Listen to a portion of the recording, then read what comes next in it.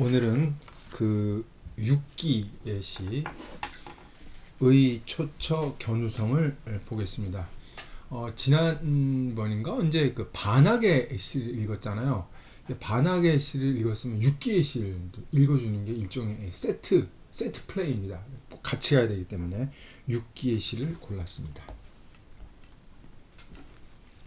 의초처 견우성.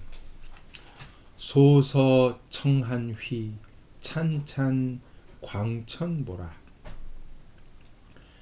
견우 서북회오 직녀 동남거라. 화용일하야오 휘수여 진수로다. 원 피하 무량 비찬연세모라. 깊이 무량년이여 환원 불득도라. 일령만 대천하니 쌍체여 점로다.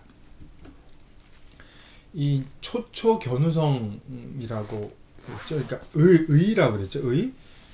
그러니까 제가 그 예전에 초초 견우성이라는 그 한대 고시를 읽은 적 있죠.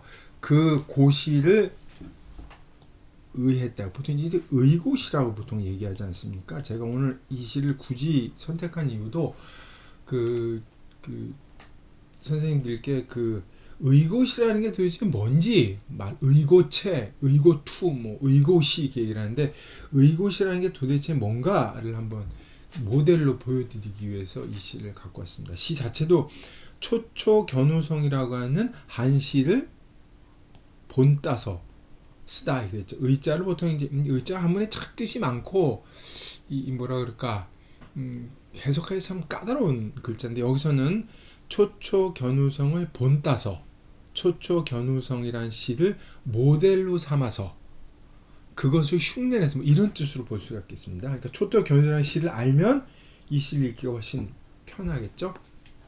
그렇습니다. 그 초초 견우성은 이제 직녀 를 시적 화자로 해서 서방님을 그 그리워하는 그 애달픈 시를 읽은 기억이 나실 겁니다. 그거랑 견주어서 한번 보시면 훨씬 나을 거예요. 소서 정하니 찬찬 광천 보라. 여기는 이제 환하게 빛나는 환한 환하게 맑은 은하수 빛나고 그 다음에 이것도 이제 환한 거죠. 광천을 걸어간다, 지나간다는 얘기죠. 그러니까 핵심은 뭐예요? 은하수가 하늘을 지나간다. 이거 외에는 없네. 나머지 다 수식어죠. 그러니까 소소는 휘자를 수식하고 이 찬찬은 이제 걸어갈 때 모습을 형용한 수식한다고 볼 수가 있죠. 이 소설하고 했으니까 맑은 탁한 은하수라고 얘기하면 안 되겠죠. 그리고 이제 찬찬이라고 했으니까 이제 빛으로 가득 찬 하늘이라고 얘기를 해야겠죠. 그러니까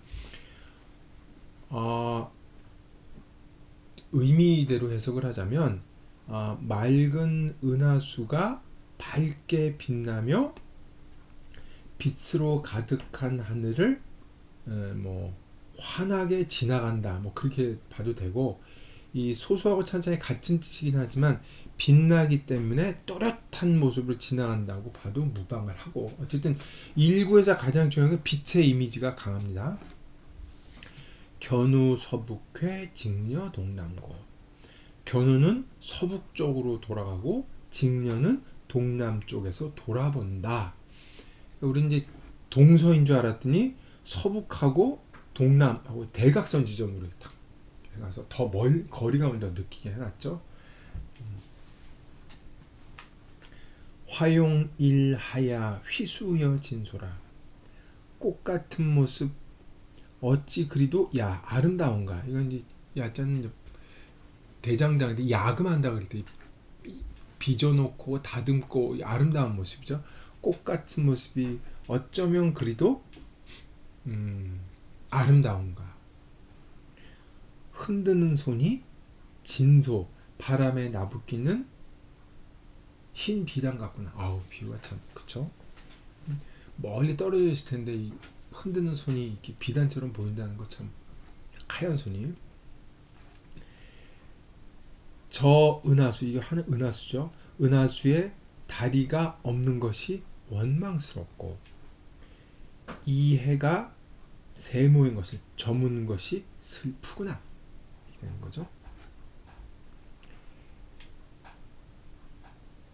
저기를 발도둠하면서 멀으면 멀어질수록 아쉬워서 발도둠해서 바라보는데 아름다운 인연은 없고 환원 불득도라. 이 환자가 이제 바라본다는 뜻도 있고 눈을 껌뻑이라는 뜻도 있어요. 그러니까 건너가질 못하니까 그냥 멍하니 바라보는 듯하기도 하고 그냥 넋이 나와서 자기도 모르게 눈을 깜빡이는 것이기도 하고 같은 의미죠. 건너갈 수 없으니까 강이 바라보고만 있는 거죠. 그래서 이제 고개를 빼고 발도둠도 하고 이제 고개를 빼고서 이 대천도 은하수죠. 은하수를 바라보고 있는데 두 줄기 눈물이 세상을 적시는 이슬처럼 흘러낸다. 이슬이 밤새 내리잖아요. 그러니까 계속 눈물을 흘리면서 바라본다. 뭐 이런 정도의 의미가 되겠습니다. 여기서 이제 첫 구절에 빛의 이미지가 빛나는 환한 이미지가 가득한데 그 뒤로부터는 그 이미지와는 다르게 전혀 다른 내용이 전개가 되고 있죠. 이게 참 재밌는 시상입니다. 여기 화용 일하여서 일자가 들어갔는데 이건 당연히 이제 하야에 대한 강조죠. 강조이기 때문에 굳이 해석할 필요는 없는데 이건 굳이 억지로 해석하라 그러면 이 화용 꽃 같은 모습이 한결같이 하나같이 그렇게 봐도 그냥 무방을 하겠습니다. 굳이 해석을 하자면. 그 다음에 여기 찬연세모, 세모란 말이 나왔잖아요. 우리 보통 이제 7월 7석이라 그래서 우리는 이제 늦여름이나 초가 오르는 빠른가? 늦여름쯤에나 이제 7석이라 그러는데 이걸 세모라고 얘기를 한 표현이 재밌죠. 그러니까 견화직녀는 1년에 한 번 만나기 때문에 그걸 만나면 한 해가 끝난 겁니다. 그쵸? 그렇게 봐야 되겠죠?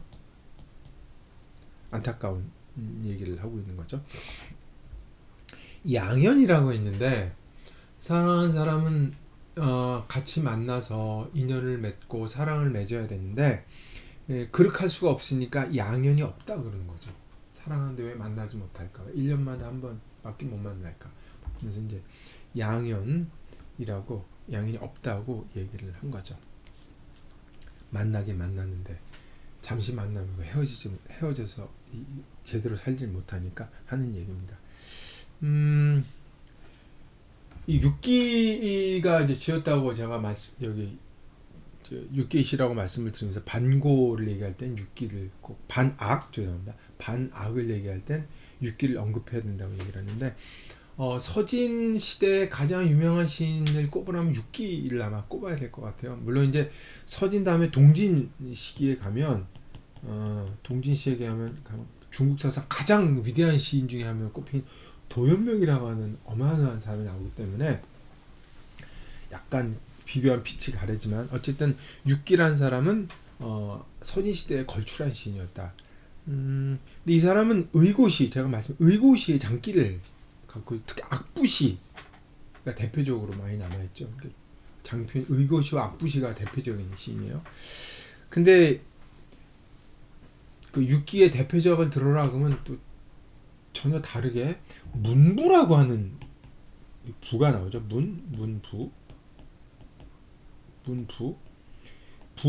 부의 형식으로 쓴 문학 이론, 창작 이론이자 문학론입니다. 그래서 이게 초기의 중국의 그 남부 쪽 시대, 특히 남조 쪽에서 문학 이론하고 문학 창작, 문학 비평이 아주 엄청난 최고의 수준에 도달하는데 거기에 혁혁한 공을 세운 사람이 이 문론이라는 문학 이론에 대한 글이에요.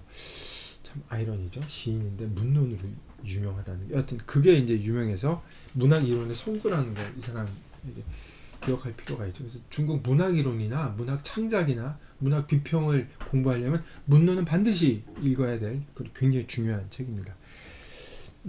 의초처 견우성이라고 하는 시는 20대 말엽쯤에 지은 시로 알려져 있어요. 그래서 의고시, 뭐 제목이 의고시이긴 한데, 이 20대 말엽이라 약간 좀 미성숙한 기운이 있지 않냐라고 얘기하는 분들도 있습니다.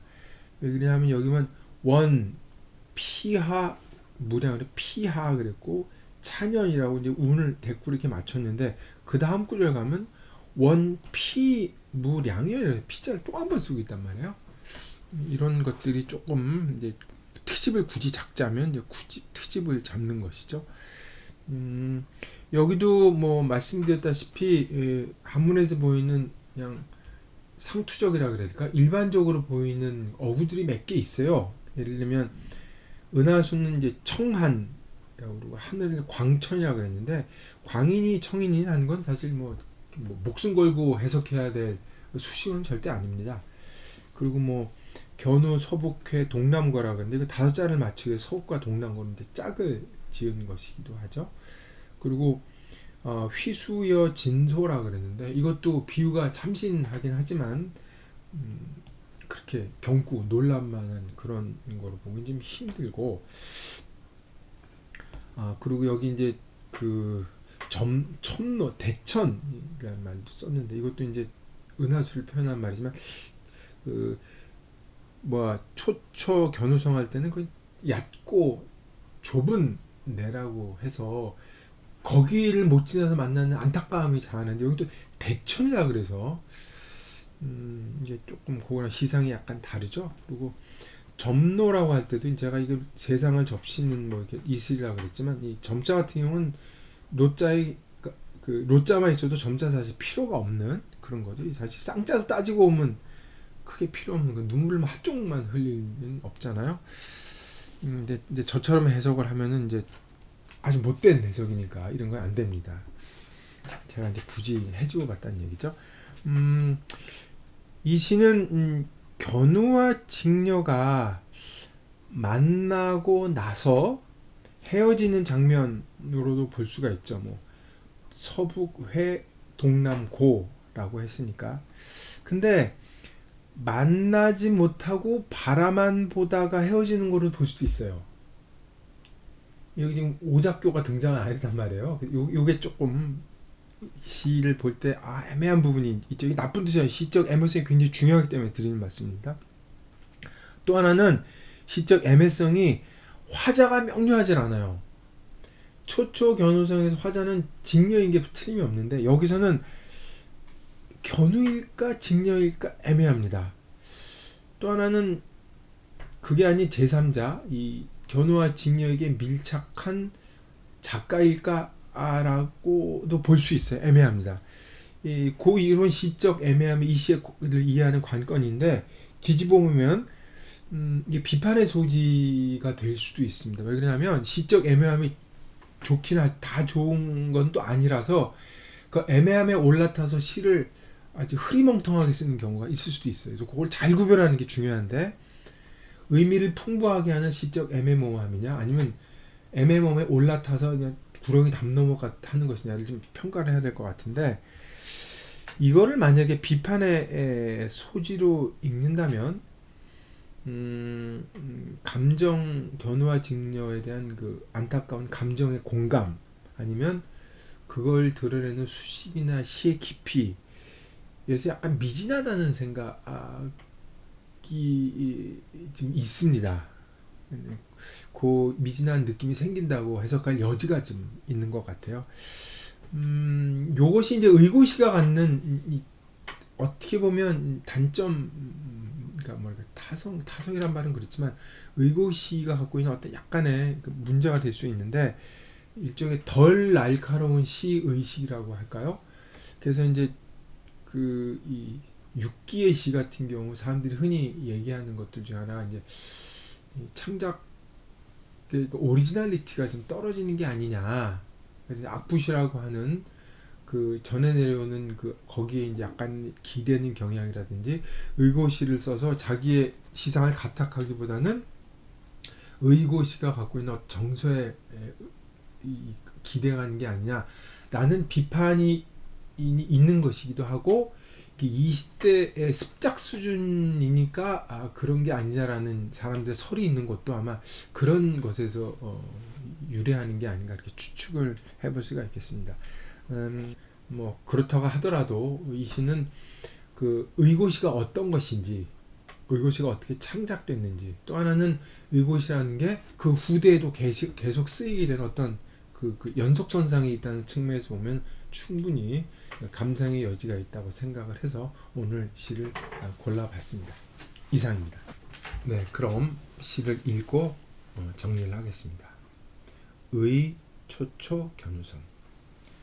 소서 청한휘 찬찬 광천 보라.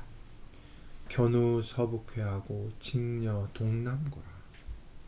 화용 일하야 휘수여 진소로다. 원 피하무량 피 찬연세모. 깊이무량연 환원 불득도라. 일령만 망 대천하니 쌍체여 점노라. 멀고먼 견우성을 본떠짓다. 맑은 은하수 환하게 빛나며 빛 가득한 하늘 또렷하게 지나간다. 견우는 서북쪽으로 돌아가고 직녀는 동남쪽에서 돌아보네. 꽃다운 모습 하나같이 얼마나 아름다운가. 흔드는 손은 나부끼는 흰 비단 같고. 원망스러워라 저 은하수 다리가 없고 슬퍼라 이해 저물었구나. 저기 발돋움 한들 좋은 인연 없고 바라만 보내 건널 수 없으니. 목을 빼 큰 내 바라보자니 세상 적신 이슬처럼 흐르는 눈물.